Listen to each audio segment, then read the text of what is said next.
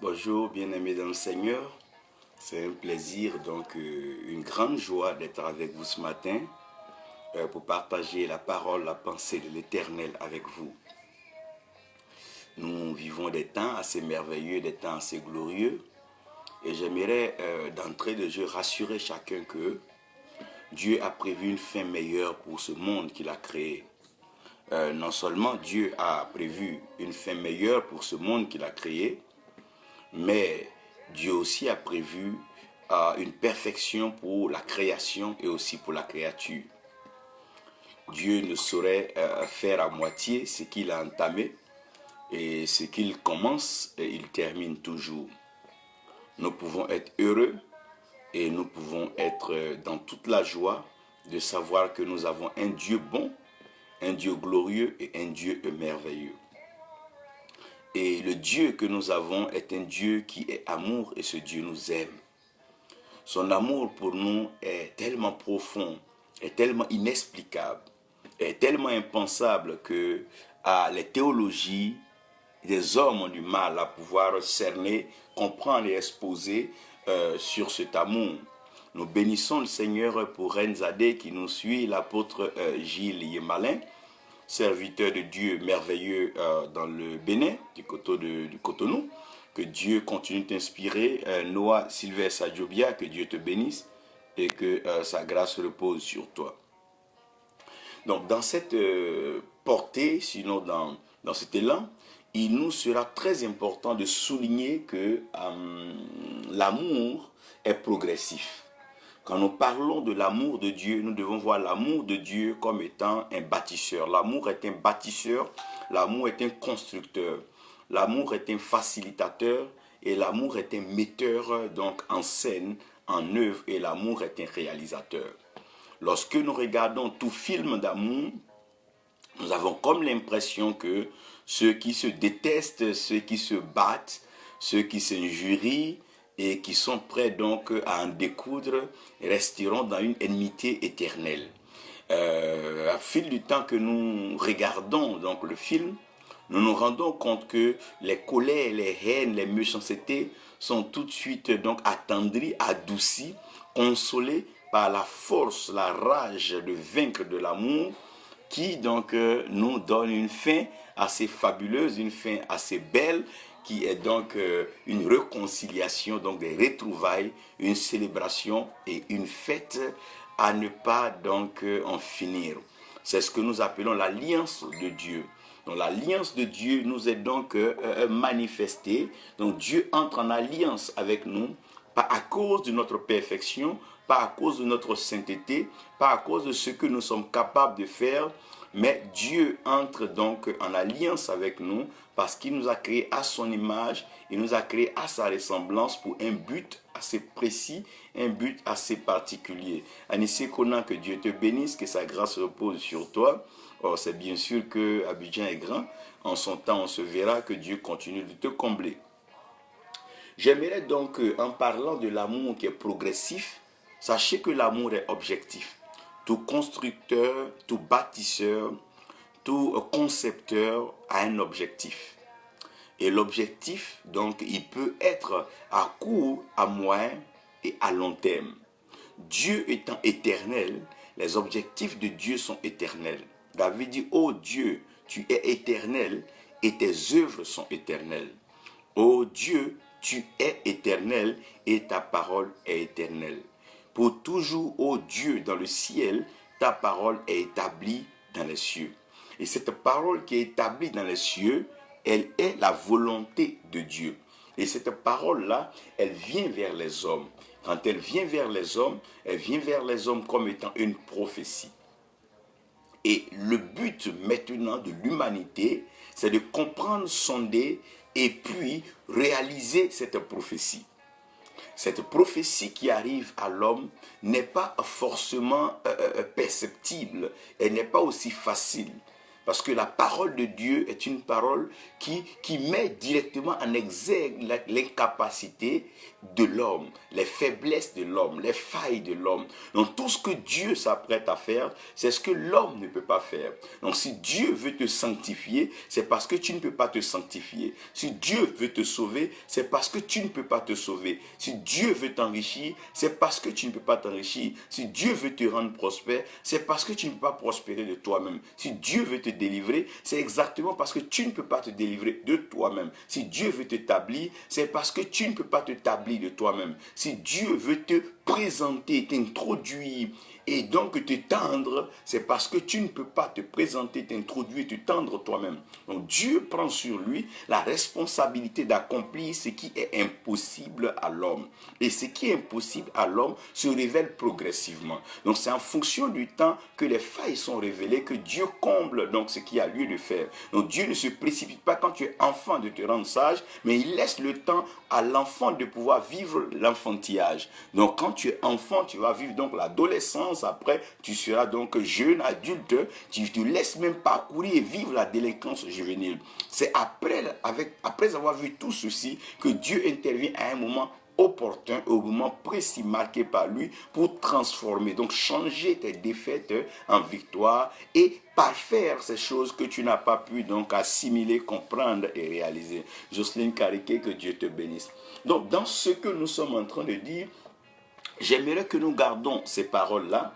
Cette prophétie s'accomplira. Frère, tu peux écrire ceci avec certitude. Cette prophétie s'accomplira. Laquelle des prophéties, j'en parlerai. Cette prophétie s'accomplira. Pourquoi elle s'accomplira? Parce que ce qui est dit arrivera. Oh, ce que Dieu dit arrive. Si Dieu dit, ça arrive. Parce que Dieu ne parle pas comme un homme. Dieu parle sur la base de sa capacité et Dieu parle sur la base de son éternité. Dieu sait que ce qu'il dit n'échappera jamais au temps et aux circonstances parce qu'il est maître des temps et des circonstances. Ce qu'il dit arrivera. Oh, cette prophétie s'accomplira. Ça devient intéressant là. Et ce qu'il dit arrivera. Et non seulement ce qu'il dit arrivera, et dis quoi si tu es béni, que la grâce de Dieu repose donc sur toi, ce qui a été vu se réalisera, ce qui a été vu dans les rêves, ce qui a été vu dans les songes, ce qui a été vu par les vieillards, ce qui a été vu par le patriarche, ces choses-là s'accompliront, ce qui a été vu se réalisera. Oh mon Dieu, c'est comme un film que tu regardes, c'est parce qu'il a été réalisé que tu peux le visualiser. Oh, ce qui a été vu se réalisera. Encore même mieux, j'aimerais dire que ce qui a été entendu se produira. Oh, ce qui a été entendu se produira et ce qui se passe passera. Ce que nous voyons aujourd'hui, qui a l'air d'un décor négatif, qui a l'air donc d'effrayer, qui a l'air de faire peur, qui a l'air donc de rendre muet le prophète, qui a l'air de rendre aveugle le voyant, qui a l'air de rendre sourd celui qui est obéissant à écouter, ce qui a donc tendance à inhiber, donc à phagocyter celui qui est actif pour la bonne cause et qui est aujourd'hui réduit à néant et même immobilisé, paralysé par la peur, tétanisé par tout ce qui se passe autour de nous. J'aimerais vous dire une chose, Dieu ne laissera pas le méchant terminer le monde que lui l'a commencé et initié avec son amour. Non, Dieu ne laissera pas la haine détruire les nations et le monde par des guerres. Non, Dieu ne laissera pas la cupidité des hommes détruire le système qu'il a établi par l'argent qui a été inventé, le système monétaire et monétique qui a été inventé par les hommes. Dieu a un plan meilleur que celui-ci. Tu vaux mieux que ça, mon frère. J'aimerais donc vous introduire dans ce thème-là que je suis en train de partager et ça va être sujet d'un enseignement particulier dans l'école, donc l'Institut des prophètes. Je vais parler des régulateurs prophétiques. Les régulateurs prophétiques, pourquoi? Parce que la parole de Dieu qui est au ciel, elle n'est pas connue des hommes sur la terre. Donc la parole de Dieu qui est au ciel, elle est conçue par Dieu, elle est proclamée par Dieu, elle est déclarée par Dieu. Et cette parole-là prend effet depuis le jour où le ciel entend cette parole. Donc Dieu est en train de dire qu'en ce jour-là, j'exaucerai le ciel. Donc quand Dieu parle, c'est pour exaucer le ciel. Parce que le ciel est en position d'autorité par rapport à la terre et le ciel se doit de pouvoir agir et d'intervenir lorsqu'il y a des complications et des difficultés sur la terre. Mais le ciel ne saurait s'exécuter sans avoir reçu le préalable, l'ordre de la part de Dieu. N'oubliez pas que le ciel, aussi élevé qu'il soit, a été créé par Dieu. Dieu a conçu, pensé le ciel. Dieu a programmé le ciel comme étant un système par lequel il agit pleinement sur la terre. Osée dit, en ce jour, Dieu exaucera le ciel et c'est le ciel maintenant qui exaucera la terre. En d'autres termes, Dieu bénira le ciel et le ciel bénira la terre. Dieu bénira le supérieur et le supérieur bénira le subalterne. Dieu élèvera et celui qui est élevé attirera celui qui est à terre. C'est en cela, lorsque Christ sera élevé, alors nous serons donc attirés avec lui. Donc c'est un principe de bénir le ciel et aussi bénir la terre. Et cette prophétie-là est dans le ciel. Elle n'est pas sur la terre, la prophétie est dans le ciel. N'oubliez pas surtout que le combat dont nous sommes en train de parler, en rentrant dans la dimension du combat spirituel et dans la victoire qui donc revient aux saints et aux fils de Dieu, n'oubliez pas que le combat n'a pas eu lieu sur la terre. Il y a eu combat, il y a eu bataille rude dans les cieux. Donc c'est dans le ciel que le combat a été initié, c'est là-bas que le combat a été, la victoire a été remportée. Et la Bible dit que l'archange Michel a combattu. Et l'archange Michel a combattu qui Satan, donc le dragon avec bien sûr ses acolytes. C'est à la suite de ce combat farouche, ce combat que nous sommes sortis victorieux. Donc en venant déjà sur la terre, nous sommes venus avec une mentalité de vainqueur, une mentalité de gagneur, une mentalité donc de personnes qui sont déjà affranchies, affermies et sauvées pour la cause du royaume, à cause de l'amour de Dieu. Nous saluons donc Caleb Élisée, le prophète Adolphe Ngoran et David Parcours, que Dieu vous bénisse, surtout ceux qui sont en train de nous suivre. Donc nous allons avoir comme passage Ésaïe 45, verset 23, et nous aurons aussi Ésaïe 55, verset 11. Ésaïe 55, verset 11 nous dit ceci. La parole qui sort de la bouche de Dieu. Donc la parole de Dieu ne sort pas de la tête de Dieu, non. Elle ne sort pas des yeux de Dieu, non. Elle sort de la bouche de Dieu.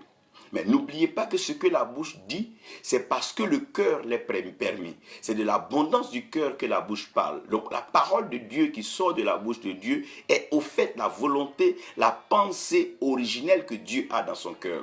Donc, ce qui sort de la bouche de Dieu ne revient pas à Dieu sans avoir accompli ce pourquoi la parole est partie. Donc la parole de Dieu, elle sort de la bouche de Dieu. Et comme le ciel est le trône, le siège de Dieu, dont la parole de Dieu est émise depuis le ciel, et cette parole vient jusqu'à la terre, et elle ne retourne pas au ciel sans avoir accompli ce pourquoi Dieu l'a annoncé. Ce qui fait qu'un homme qui est sur la terre est une parole. Tant que ce que Dieu a prévu pour ta vie n'est pas arrivé, des accidents peuvent arriver, des guerres peuvent arriver, des tribulations peuvent arriver, mais tu ne peux pas retourner à Dieu. God bless you, Daddy, Dr. Ekezie Vitalis.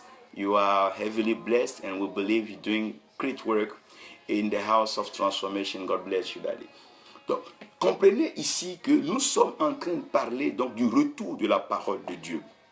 Quand on parle du retour de la parole de Dieu retourne à Dieu, mais n'oublie pas que Christ est la parole de Dieu. Jean dit au commencement était la parole et la parole était Dieu, la parole était avec Dieu. Toutes choses ont été faites par cette parole et rien de ce qui a été fait n'a été fait sans cette parole. Et cette parole-là, oh mon Dieu, a été faite chair et elle a habité parmi les hommes. Donc ça veut dire que cette parole qui a habité parmi les hommes, c'est Jésus-Christ. Et le Christ qui est monté vers le Père doit revenir. Donc ça veut dire quoi? La parole aussi qui est montée doit revenir sur la terre. Forcément, elle ayant accompli pleinement ce pourquoi la parole est partie. Et le Seigneur, en montant vers le Père, nous a promis qu'il ira vers le Père et il demandera, il plaidera pour que le Consolateur arrive. Donc le Consolateur doit arriver pour accomplir l'œuvre parfaite du Seigneur qui est donc de nous instruire dans la révélation et de nous conduire dans toute la vérité afin que nous ne soyons pas victimes de l'ignorance, des mensonges, des manipulations et des agitations sataniques. Donc un enfant de Dieu doit reposer sa pensée, sa vie sur le Saint-Esprit. C'est ce que cette parole dit, qu'elle ne reviendra pas. Donc le Seigneur ne reviendra pas tant que le Saint-Esprit n'a pas accompli pleinement l'œuvre donc de la révélation, l'œuvre de la conduite et l'œuvre de la direction. La Bible dit, ceux qui sont conduits par l'Esprit, ceux-là sont enfants de Dieu. Ceux qui sont conduits par le Saint-Esprit, qui sont animés par le Saint-Esprit, ceux-là sont enfants de Dieu. La même Bible va dire que c'est poussé par l'Esprit que les prophètes ont prophétisé. En d'autres termes, un homme ne peut pas prophétiser s'il n'est pas poussé par l'Esprit. Cela nous dit que la prophétie n'est pas l'œuvre d'un homme, la prophétie n'est pas l'initiative d'un homme, la prophétie n'est pas la pensée d'un homme, mais la prophétie est donc de Dieu. Toute prophétie, oh mon Dieu, vient de l'Éternel. Et cela est émis depuis le ciel. Ésaïe 45, verset 23, la Bible parle donc du souhait de Dieu. Le souhait et le vœu de Dieu. Dieu a un souhait, Dieu a une volonté. Et c'est là que nous allons nous asseoir pour rentrer directement dans les régulateurs prophétiques. Premièrement, je vais vous parler du mystère de la parole. Prophète Wilfrid Ngota, tu es béni. Déborah Pascal Guémy, tu es béni. Docteur Auguste Wassa, que Dieu te bénisse, que sa grâce repose sur toi. Nous procédons donc à la lecture de la parole de Dieu et nous allons prendre ici Jean 1, verset 1. Jean 1, verset 1 nous dira que au commencement était la parole, mon Dieu. Au commencement était la parole. J'aimerais que vous gardiez ceci. Ne croyez pas qu'à la fin, ça va être des guerres. Non, la fin sera encore la parole. Tel ça a été au commencement, c'est ainsi que ça finira. Au commencement était la parole et la parole était, oh mon Dieu, était avec Dieu et la parole était Dieu. Père, tu as l'autorité spirituelle suprême. Tu règnes dans le ciel et sur la terre, tu as accompli tes œuvres. Viens par ta parole et bénis-nous. Arrose tes enfants. Rends fertile la terre. Produis le meilleur. Et que ta parole, oh Dieu, revienne à nous avec joie, avec paix. Que nous la recevons, oh Dieu, pour célébrer le meilleur. Que notre réjouissance soit complète et que notre témoignage puisse traverser les frontières des nations au nom de Jésus. Amen. Je suis donc en train de vous parler des régulateurs prophétiques. Parlant des régulateurs prophétiques, j'aimerais donc entamer ici par le mystère de la parole prophétique. Quand on parle du mystère de la parole prophétique, vous devez comprendre qu'une parole prophétique n'est pas une parole vide, n'est pas une parole sans circonstance, n'est pas une parole sans source, n'est pas une parole sans origine. Comment sort la prophétie? La prophétie ne sort pas comme elle veut.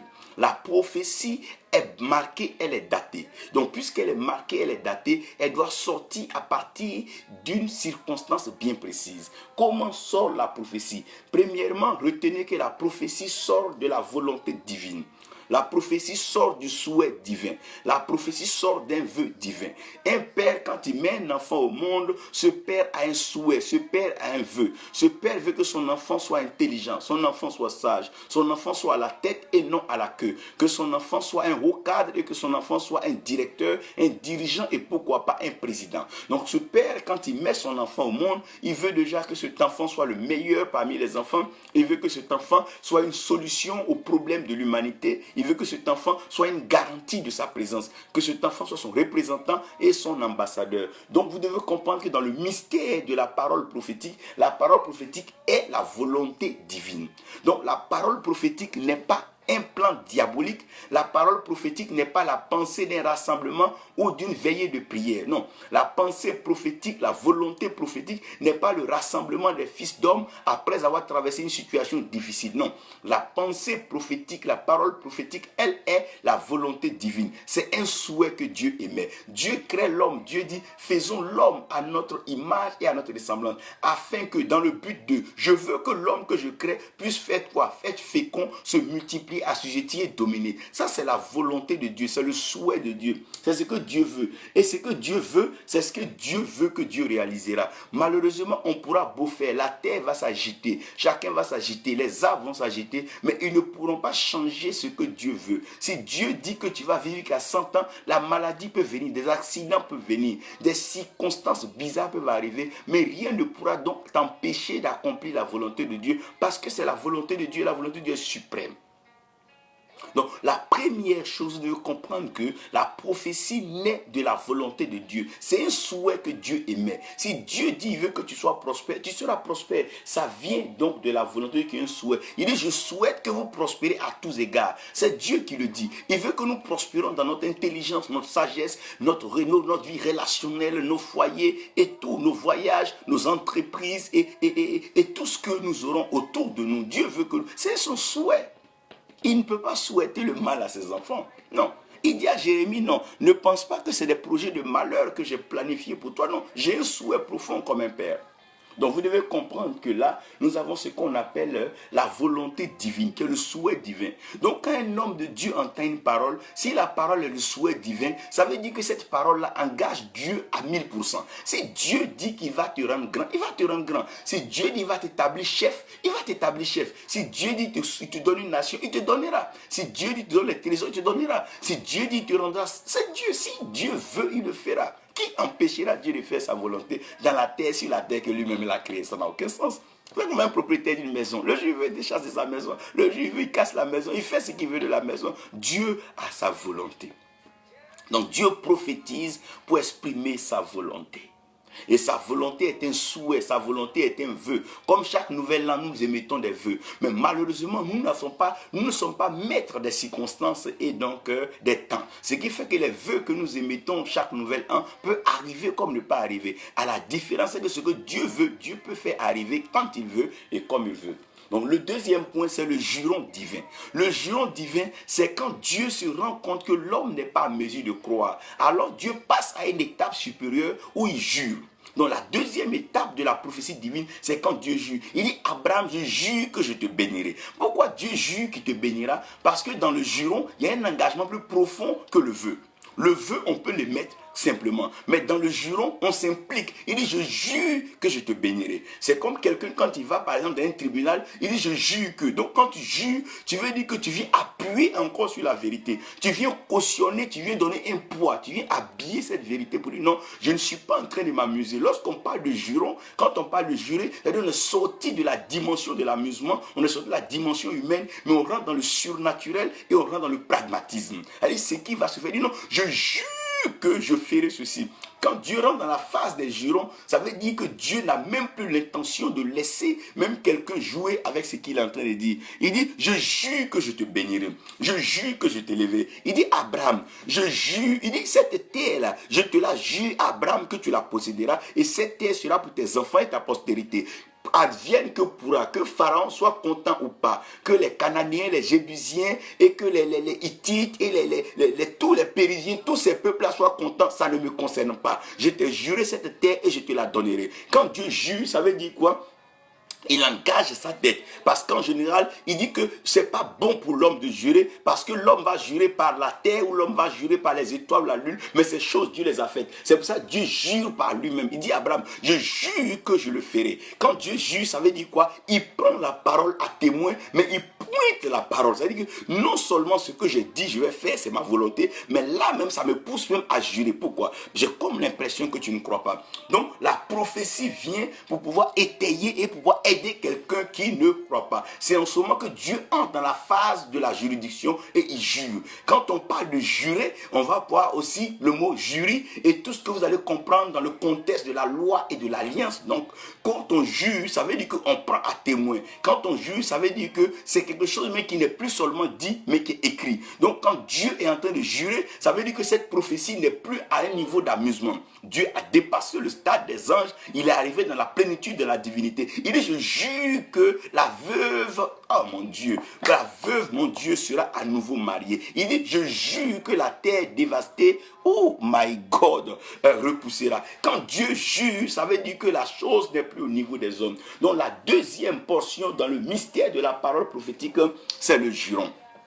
Maintenant, après le juron, quand Dieu a fini de jurer, et on arrive à une étape donc de la parole prophétique qu'on appelle l'exclamation prophétique. L'exclamation prophétique, c'est quand Dieu constate, quand Dieu contemple ce que Dieu a créé. Quand Dieu regarde la création, il dit ceci était bon. Dieu a vu que c'était bon. Quand Dieu a déjà dit que c'est bon, personne ne peut dire dire que c'est mauvais. Quand Dieu a déjà dit que c'est parfait, personne ne peut changer parce que la déclaration de Dieu, elle est finale. Les hommes peuvent parler, les démons peuvent parler, chacun peut dire ce qu'il dit, mais quand Dieu parle, c'est final parce que c'est lui qui est la parole, c'est lui qui valide la parole. Donc dans l'exclamation prophétique, Dieu vient corriger les dires, corriger les regards, corriger les perceptions des hommes. On peut dire que tu n'as pas réussi, on peut dire que tu ne vas pas te marier, on peut dire que tu n'as pas bâti, on peut dire tout ce qu'on veut passer, c'est l'homme. Mais quand Dieu dit que, oh, j'ai vu que de ta maison sortait, c'est fini. Une fois que Dieu s'est exclamé sur quelque chose, c'est que Dieu sait ce qu'il a dit et il dit exactement ce qu'il a vu. L'exclamation prophétique, c'est là où Dieu dit qu'ils sont beaux, les pieds de ceux qui annoncent la bonne nouvelle. Ça veut dire que celui qui va annoncer la bonne nouvelle, on lui lavera les pieds, on mettra son pied au chaud et on le mettra à l'aise. Mais celui qui va annoncer la mauvaise nouvelle, on ne sait pas comment seront ses pieds, mais la Bible dit qu'ils sont beaux, les pieds de ceux qui annoncent la bonne nouvelle. Donc, quand Dieu est en train de s'exclamer, il parle de quelque chose qu'il voit. Il dit, oh, aussi bien que les montagnes entourent Jérusalem, tel l'Éternel entoure son peuple. Il est en train de s'exclamer en tant que Père de pouvoir donc reconforter son peuple par sa chaleur et son amour infini. Ça, c'est l'exclamation de Dieu. Dieu peut s'exclamer et peut dire, oh, mais que tu es béni, prophète Willy. Oh, que tu es béni, Gloria, au Bioma. Que tu es béni. Quand Dieu s'exclame, c'est Dieu, il s'exclame. Il dit ce qu'il a vu. Parce que Dieu n'est pas émotif. Dieu n'est pas émotionnel. Donc quand Dieu s'exclame, ça vient de la profondeur. Dieu exclame ce qui est dans ses entrailles. Il dit, ouh, qu'elle est belle Jérusalem. Ouh, qu'elle est belle. Quand Dieu s'exclame parce qu'il est conscient et il est confiant que ce qu'il dit est ce qui est vrai. Donc l'exclamation divine, c'est lorsque Dieu même prend la peine d'apprécier quelque chose. Dieu dit, David est l'homme selon mon cœur. C'est une exclamation. Il a vu David faire tout ce que les hommes peuvent penser, mais il tire sa conclusion que David est l'homme selon son cœur. C'est une exclamation. Dieu, mais il est content, mais il acclame. Il dit, mais David, beau jouer, David. Oh, oh, oh. Regardez comment ce jeune homme même, il joue de la harpe, son cœur me cherche. Il pense qu'à moi matin jusqu'à la nuit. Il ne va pas combattre les gens pour combattre parce qu'il a la force, mais il combat ceux qui me défient, qui calomnient, qui critiquent mon nom. Oh, mais non, il est après mon cœur. Donc c'est Dieu qui s'exclame. Après l'exclamation divine, nous arrivons à l'interrogation divine. Et ici, j'aimerais qu'on fasse attention en tant que prophète. Quand Dieu s'interroge, Dieu ne met pas une absolue ou il ne dit pas forcément que ce qu'il est en train d'interroger arrivera. Non. Il dit, est-ce que on peut mettre par exemple la main dans le feu sans être brûlé? Si tu réponds oui, mais pourquoi Shadrach et Meshach et Abednego n'ont pas été brûlés? Au fait, il pose une question pour élever le niveau de pensée et ramener l'homme à concevoir comme lui Dieu conçoit et non comme l'homme conçoit. Il envoie Ézéchiel dans une vallée d'ossements desséchés. Il demande à Ézéchiel, est-ce que ces ossements peuvent vivre?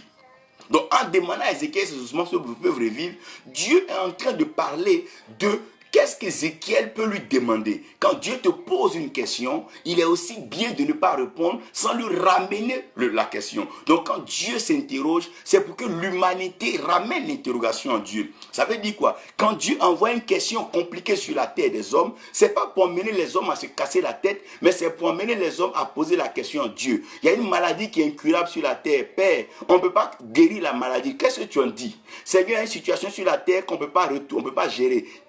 Qui enlèvera le butin de l'homme fort? Mais si on ne peut pas enlever le butin de l'homme fort, donc l'homme fort va prendre le butin comme ça tous les jours. Non, Seigneur, c'est toi qui peux enlever le butin de l'homme fort. Donc quand Dieu envoie une interrogation à l'humanité, c'est pour que l'humanité lui ramène la question. N'oubliez pas que la parole de Dieu ne revient pas à Dieu. Donc quand la parole vient à nous, si elle est une interrogation, mais laissons la parole retourner à Dieu. Seigneur, est-ce que je vais réussir? Mais si je vais réussir est une question. Mais ramène-la à Dieu. Seigneur, est-ce que ce mort va revenir à la vie? Mais ramène la question à Dieu. Est-ce que nous sommes en train de demander, arrêtons de douter dans la main de Dieu. Pourquoi nous ne voyons pas le miraculeux? Pourquoi nous ne voyons pas l'extraordinaire? Parce que quand le monde nous pose une question, nous voulons répondre au monde. Non, mais ramenons la question à Dieu. Parce que dans la prophétie, il y a la phase interrogative. David a demandé à Dieu, avec tout ce que je vois, ils sont venus piller, ils ont pris toutes mes femmes. Est-ce que je dois les poursuivre? Il dit oui, tu vas les poursuivre, tu les rattraperas et tu restaureras même. Donc ça veut dire que l'interrogation fait partie des mystères donc de la parole prophétique. Il n'est pas mauvais pour un enfant de Dieu de s'interroger. Quand on parle de la méditation, c'est s'interroger. Seigneur, est-ce que les paralytiques vont marcher dans mon ministère? Est-ce que les morts vont revenir à la vie? Est-ce que les aveugles vont voir? C'est des interrogations. Donc Dieu aussi s'interroge. Il dit qui enverrai-je? Au ciel, Dieu dit qui enverrai-je? Donc quand Dieu dit qui enverrai-je, la parole lui répond, me voici, je viens pour faire ta volonté. Donc quand Dieu pose une question, ramène donc la question à celui qui pose la question. Malheureusement, quand Dieu pose une question aux hommes, les hommes ramènent la question au diable. Les hommes ramènent la question aux institutions. Les hommes ramènent la question aux organisations humaines. Est-ce qu'il y aura la paix sur la terre? Ce n'est pas à l'ONU de me dire ça. Ce n'est pas à l'ONG des amitiés de la paix. Ce n'est pas cela. Cette question est fondamentale et elle est hautement spirituelle. Elle doit être posée au ciel et le ciel doit siéger afin de dégager les axes de la paix. Comment est-ce que les anges vont se débrouiller s'ils vont aller désamorcer les bombes atomistiques et tout ça là? Ça, c'est de l'ordre du ciel. Mais cette question est trop complexe pour être répondue sur la terre. C'est pour ça que quand Nebuchadnezzar a eu son rêve et qu'il a posé l'énigme, Daniel lui a dit non, ne nous piège pas, roi, parce que tu vas déjà tuer tous tes devins que tu as et tous tes magiciens. Parce que cette question, on la pose au ciel et c'est le Dieu qui en a la révélation. Dieu pose les questions pour élever la sagesse. Dieu pose les questions pour interroger. Quand un vieux t'envoie au champ, te demande est-ce qu'il va pleuvoir. Un enfant qui est sage dira au vieux quel signe tu as vu. Que penses-tu de ce temps? Est-ce qu'il peut pleuvoir? Mais un enfant ne répond pas lui-même. Non, nous ne répondons pas de nous-mêmes. Nous sommes des enfants de Dieu. S'il y a des interrogations dans notre vie, c'est Dieu qui doit répondre à cela. Il dit quand on vous conduira devant un tribunal, ne répondez pas aux questions qu'on vous posera de façon précipitée. Mais au moment même, je vous mettrai ma parole dans ma bouche et vous répondrez. Quand tu arriveras dans le village, on te demandera, est-ce que le sorcier sera converti? C'est pas à toi de répondre à cette question. L'Éternel a la capacité de faire plier et il dit, je juge sur ma parole que les genoux fléchiront, les langues confesseront que Jésus-Christ est Seigneur pour la gloire de Dieu. Dieu sait qu'il fera plier les genoux les plus forts. Dieu sait qu'il va rabaisser les montagnes et il va rehausser les vallées. Dieu sait et il le fera. Oui, il y a une interrogation divine. Quand la question fondamentale, qui sera sauvé, qui va réussir, qui va ça, arrêtons de répondre à ces questions de façon absurde dans nos églises. Ramenons ces questions à Dieu. Qui va être glorifié, qui sera chef, qui va être président. Arrêtons de nous asseoir pour répondre à des questions comme ça dans nos réunions. Ça ne nous aidera pas. Allons interroger Dieu. Quand la chose devient profonde, nul ne sait ce qui arrivera demain. Nul n'a le monopole du temps et des circonstances. Les temps trahissent les hommes et les circonstances peuvent aussi nous déphaser. Ramenons les questions fondamentales à Dieu. Il y a une interrogation prophétique. Salomon dit comment l'os se forme dans le ventre de la femme enceinte. Il ne va même pas répondre. Il sait que seul Dieu peut répondre à cela. Il y a des questions comme les questions que des rois ont eues là dans la Bible. Pharaon a eu un rêve. S'il voulait se répondre à ce rêve-là, Pharaon serait encore en train de détruire l'Égypte. Il y a des questions, l'interrogation, oh mon Dieu, divine. C'est lorsque Dieu veut amener l'humanité à le considérer. Lorsque Dieu pose une question, il veut se rendre intéressant. Quand quelqu'un demande à une femme, comment t'appelles-tu? Il veut attirer l'attention. Donc l'interrogation divine, c'est une façon d'attirer l'attention du monde. Quand Dieu pose une question, il veut attirer l'attention du monde. Que sera-t-il de la fin des temps? Ces questions, nous ne devons pas répondre dans nos bureaux ou dans nos séminaires théologiques. Nous avons mieux à retourner à Dieu. Nous pouvons avoir tous les signes eschatologiques, mais ces signes eschatologiques ne répondent pas forcément à l'interrogation divine. Dieu est plus profond que ces choses que nous pensons, nous imaginons et nous disons. Nous pouvons avoir nos titres, nous pouvons avoir nos doctorats, cela ne gêne pas. Mais n'empêche pas que Dieu puisse poser des questions pour confondre les sages de ce monde par sa folie. Même quand Dieu passe pour fou, il est plus sage que la sagesse du monde. Donc, lorsque nous finissons avec le mystère de la parole prophétique, nous sommes partis de la volonté de Dieu, donc le souhait de Dieu. Nous avons vu le juron de Dieu quand Dieu jure. Et lorsque Dieu s'exclame, c'est aussi une prophétie, aussi quand Dieu s'interroge. Donc, quand Dieu s'interroge, comprenez que Dieu va nous amener maintenant aux conditions prophétiques. Donc, toute parole prophétique a une condition quelque part. Et cette condition, elle doit être comprise par l'homme. Par exemple, il y a la condition du refus, le refus divin. Qu'est-ce que nous appelons le refus divin? Le refus divin, c'est un principe par lequel Dieu n'acceptera pas certaines choses. Il dit il est inadmissible que l'esclave soit sur le cheval et que le prince soit à terre. Non, il est inadmissible. David dit il n'a jamais vu le juste mendier et même le fils du juste quemander son pain. Ça veut dire qu'il y a des choses inadmissibles que Dieu n'acceptera jamais. Dans le refus divin, Dieu n'acceptera jamais que l'esprit soit en bas et que la chair soit en haut. Dans le refus divin, Dieu n'acceptera jamais que le méchant soit en haut et que le juste soit à terre. Dans le refus divin, il y a des choses que Dieu n'acceptera jamais. L'huile ne sera jamais en bas et l'eau ne sera jamais au-dessus. L'huile se retrouvera toujours au-dessus. Ça, c'est un principe du refus divin. Quand on parle du principe du refus divin, c'est des choses que Dieu n'acceptera jamais. Dieu n'acceptera jamais que la terre soit en haut et que le ciel soit en bas. Non, il n'est pas question. Dieu n'acceptera jamais que sa parole soit bafouée. Il n'est pas question. Dieu n'acceptera jamais que ce qui est éternel meure. Non, quand Christ va dans le tombeau, Dieu n'accepte jamais que l'esprit reste dans le tombeau. Dieu doit faire sortir l'esprit. Non. Il y a des choses que Dieu, c'est ce qu'on appelle le refus divin. Avant même qu'on parte demander ta mort, qu'il sache que Dieu ne veut pas que tu meurs, il veut que tu vives. Donc il s'amuse à demander ta mort, c'est une demande refusée d'office. Donc le refus divin, c'est ce qui fait d'ailleurs les balises, c'est ce qui fait qu'on appelle les interdits dans le prophétique. Il y a des choses que Dieu n'admettra jamais. Il y a des choses que Dieu ne permettra jamais. C'est pas parce que tu es un oint ou tu es un pasteur que tu te permettras certaines choses. C'est pas parce que tu es un chrétien, non. Il y a des choses que Dieu n'acceptera jamais. Il a dit à David, tu aurais pu me demander toutes les jeunes filles du royaume, je t'aurais donné. Mais allez prendre la femme de Uri le Hittite. Ça veut dire que lorsque par convoitise ou par jalousie, par haine, on va prendre ce qui appartient à autrui, Dieu n'acceptera jamais ça. Non, non, non. Dieu ne permet. Il y a des choses, ça s'appelle le refus divin.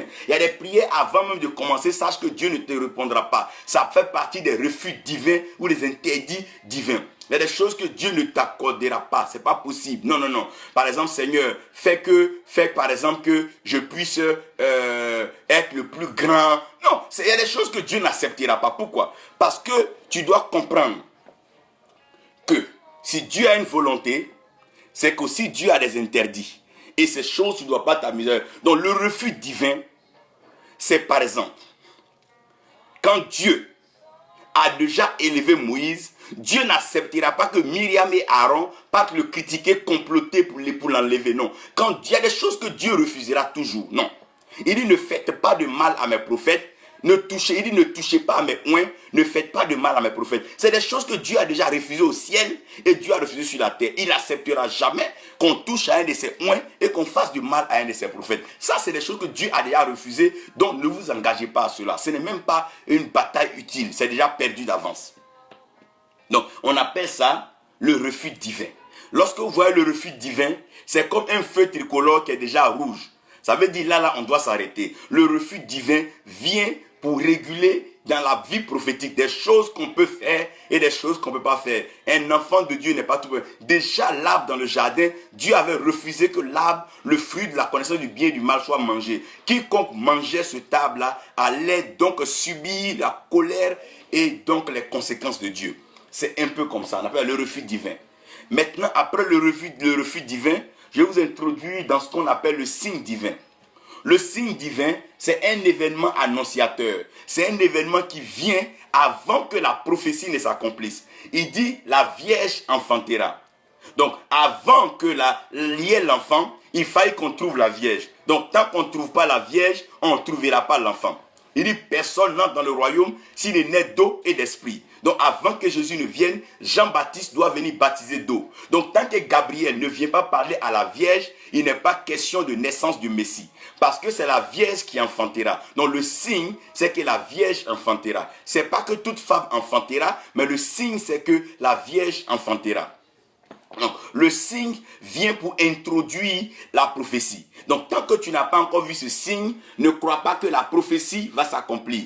Les hommes pensent que c'est par les guerres, les tribulations, les trahisons et le mensonge du diable que la fin viendra. La Bible dit que de la même façon que les eaux couvrent les fonds des mers, la parole de Dieu va couvrir les extrémités de la terre. C'est alors que la fin viendra. Donc, il est maintenant temps de nous disposer en tant que missionnaires de parcourir les continents, les nations pour proclamer, prêcher la parole de Dieu. C'est ce qui va donc entamer la fin du monde. Ce n'est pas ces guerres que les nations sont fait préparer. Ça, ils en ont fait depuis, le monde n'est pas fini. Il y a eu des guerres bactériologiques, des armes de nucléaires, des armes à destruction massive. On a vu un peu le cas d'Hiroshima, Nagasaki. Ça n'a pas mis fin au monde. Au contraire, c'est là même qu'on est arrivé au monde même des antiques et tout ça. Donc tout ce que le monde fait ne fait que même précipiter encore même la mise sur pied de la proclamation, la prédication de la parole de Dieu. Aucune âme est plus puissante que la parole de Dieu.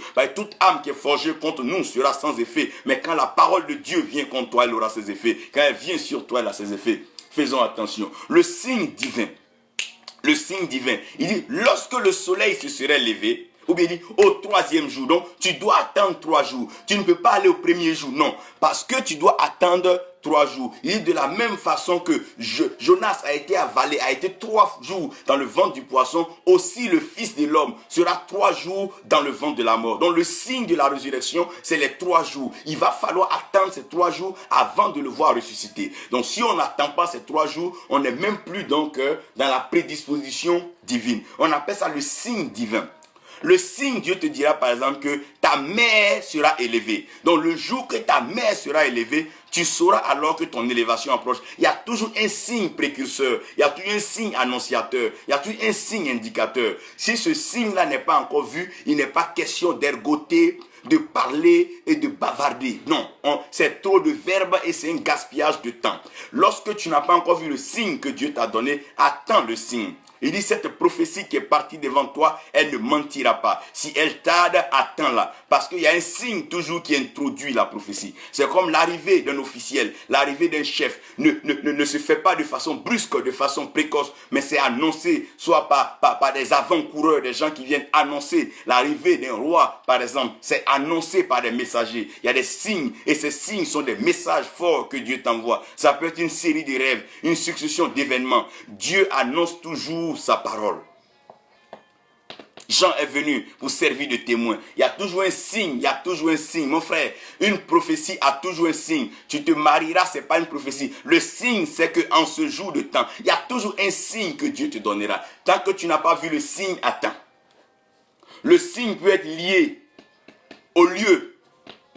Dieu peut dire que à Bethléem ou de la maison de David, ça veut dire que cette vierge-là n'épousera pas n'importe quel homme. Elle épousera un homme de la maison de David. Et cet homme-là sera lié à Bethléem. Donc ça veut dire que ça ne se passera pas à Syrie, ça ne se passera pas à Jérusalem. Ça va se passer précisément dans le lieu que Dieu a dit. Nous comprenons ceci.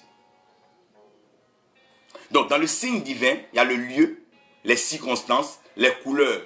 Il dit, ce jour-là, Dieu était assis sur son trône. Par exemple, la position de Dieu, c'est des signes. Ou bien, tu verras un homme vêtu de lin blanc, c'est des signes. Les signes, nous pouvons les interpréter et comprendre. Si on ne peut pas interpréter les signes au ciel, mais nous sommes égarés.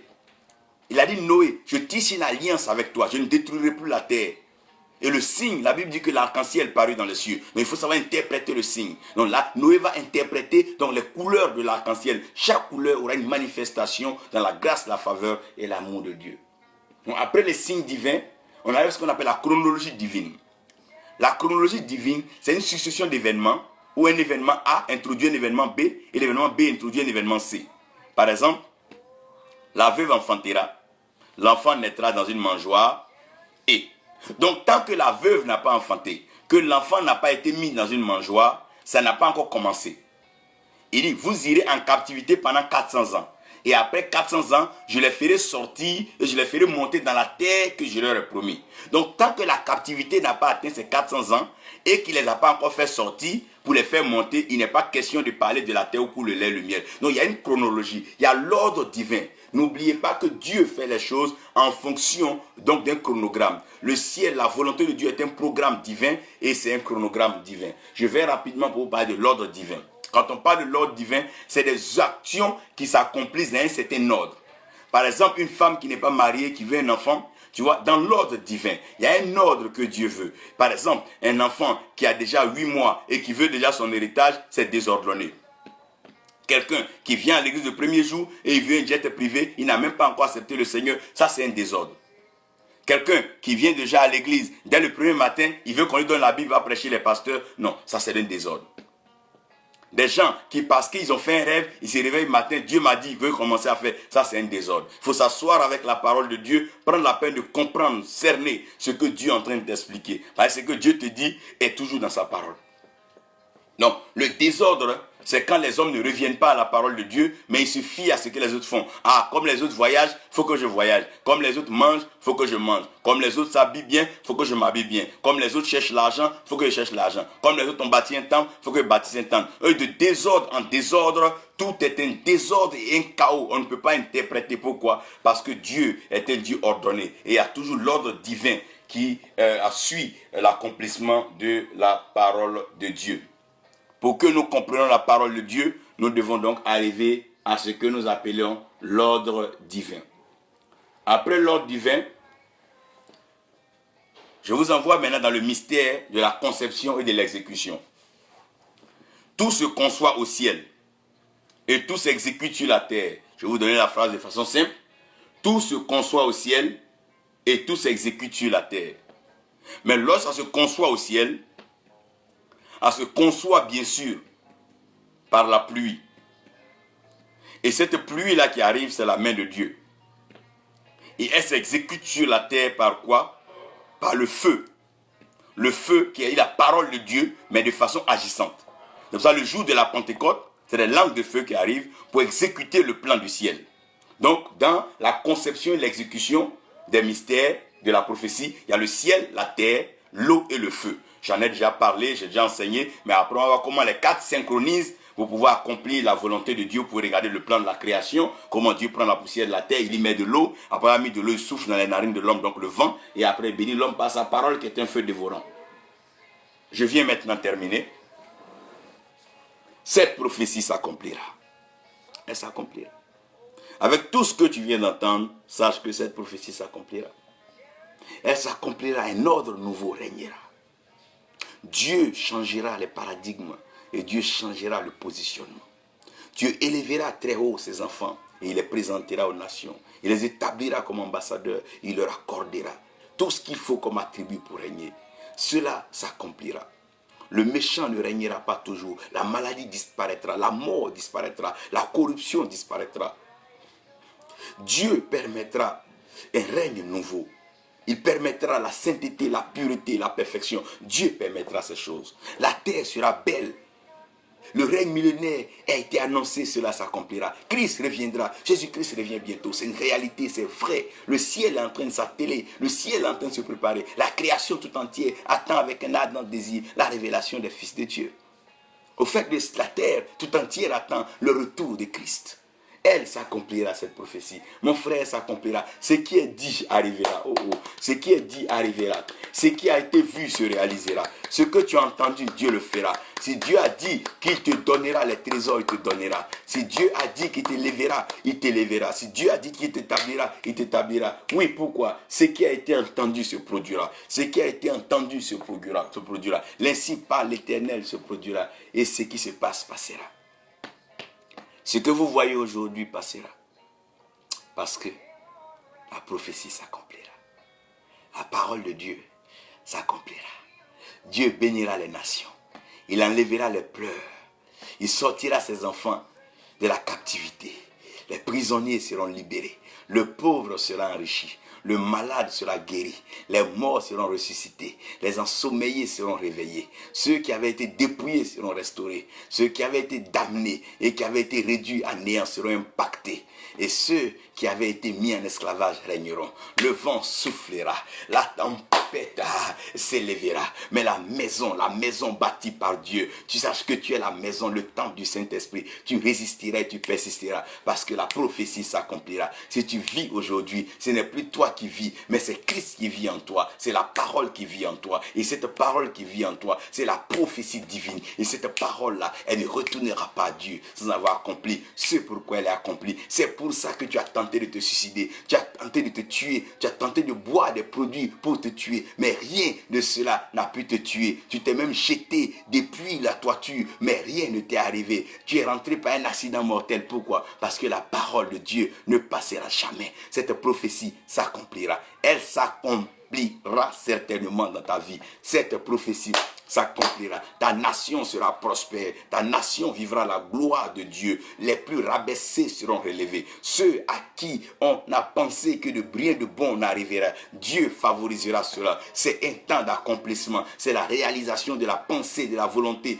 parfaite de Dieu. Dieu conçoit pour exécuter. Dieu n'est pas comme un homme qui parle pour oublier, mais Dieu conçoit comme un architecte et confie maintenant son œuvre à un maître d'ouvrage qui vient le réaliser. Le Saint-Esprit est venu pour réaliser. La prophétie s'accomplira. Nous ne sommes pas seuls sur la terre. Il dit, je ne vous laisserai pas orphelins. Le Saint-Esprit survenant sur vous et vous serez les témoins. Quand on parle de témoins, on parle de phase de manifestation. Ce n'est pas seulement parce qu'on a entendu, ce n'est pas parce qu'on a vu, mais c'est parce qu'on le fait, on le produit. Ces choses s'accomplissent sur la terre des hommes, afin que la volonté de Dieu s'accomplisse sur la terre. Dieu accomplit sa volonté parce qu'il t'aime. Dieu accomplit sa volonté parce qu'il veut que tu sois heureux, que tu ne retournes pas au ciel vers lui pour dire, Père, tu es un menteur, mais il veut que tu retournes vers lui pour dire, ta parole est vérité. Oh Dieu, ta parole est vraie. Oui Seigneur, ta parole est vraie. Elle est tellement vraie qu'elle s'accomplira. Ta parole est tellement vraie que je ne douterai pas. Ta parole est tellement vraie que je n'aurai pas peur. Ta parole est tellement vraie que je ne serai pas coupable. Ta parole est tellement vraie que je ne serai pas complexé. Ta parole est tellement vraie que je la proclamerai avec audace. Je la proclamerai avec vie, je la proclamerai. Oh Seigneur, parce que ta parole est vraie. La prophétie s'accomplira. Prophétise, mon frère. Déclare cette parole. C'est la volonté de Dieu. Dieu la fera. Ta nation sera libérée. Le monde sera libéré. Oh, le monde connaîtra une manifestation surnaturelle. Dieu va surprendre les banques et les institutions financières. Dieu a prévu quelque chose que l'homme n'a pas encore connu. Dieu renouvelle ses grâces chaque jour. Chaque méchanceté du diable sera balayée et l'amour, la bonté de Dieu sera vue. La prophétie s'accomplira. La prophétie s'accomplira.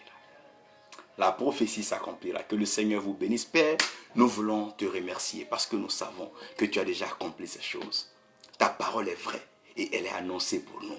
Nous la recevons dans notre cœur, nous la gardons dans notre cœur, car nous croyons que rien ne pourra nous séparer de l'amour de Dieu qui est placé en Christ Jésus, notre Seigneur et notre Sauveur. Et cette parole, je la serre dans ton cœur, afin de ne pas pécher contre toi, mais de marcher en toute obéissance de cette parole. Car cette prophétie qui est venue, elle ne retournera pas à toi sans avoir accompli avec succès. C'est pourquoi elle est venue. Je prie que cette parole s'accomplisse dans les nations sur la terre, qu'elle s'accomplisse dans les vies de ceux qui sont au son de ma voix. Je déclare ceci par la foi et avec l'assurance que tu le fais au nom de Jésus. Amen. Que Dieu vous bénisse de ma vie Kwasi, que Dieu bénisse Ndakona, Kwame Edmond, que Dieu vous bénisse Danudo. You are blessed, brother. I'm happy that you were able to watch the video, though it was in French. I believe you can grab some. You can have the voice translator, can help you get something. Nicodème Abovi, que Dieu vous bénisse. Laetitia Sarah, que Dieu te bénisse. Salut mon frère Mary Christ et toute la famille là-bas. Que Dieu vous comble. Bishop Mienvieux, que Dieu te bénisse et que sa grâce soit avec toi. Prophète Douali, que Dieu te bénisse. Et nous apprécions la mission que tu as accomplie en Tunisie. Merci pour la démonstration de la puissance et la parole vivante de Dieu. Jacqueline Yambala, évangéliste du Seigneur, pour l'œuvre que tu as accomplie à Paris. Maman Gloria, God bless you. We love you and family. Stay blessed as you do the work of God in the US and all over Africa. You are all blessed. Lévi ou un prophète, que Dieu te bénisse et que la profondeur continue toujours d'appeler donc la profondeur. Que Dieu te bénisse dans le Cameroun pour cette œuvre que tu as accomplie. Michel Guédé, que Dieu vous bénisse. Aimé Kéké Faveur, que la grâce de Dieu te favorise en tout temps, en tout lieu. Bas Francis Bois, tu es béni, nous t'aimons et que la paix de Dieu repose sur chacun de vous. Bonne journée à vous et que nous ayons encore des temps merveilleux. La prophétie s'accomplira. Marquez-la, elle s'accomplira certainement. Ce que vous avez entendu, c'est ce que vous verrez. Oui, oui, ce que vous avez vu se réalisera. Car Dieu n'est pas un homme pour mentir et Dieu veille sur sa parole pour l'accomplir. Il n'est pas le fils d'un homme pour se dédire et il amène à l'existence ce qui n'existe pas. La parole est vraie, elle s'accomplira en esprit et en vérité. Au nom de Jésus, Amen.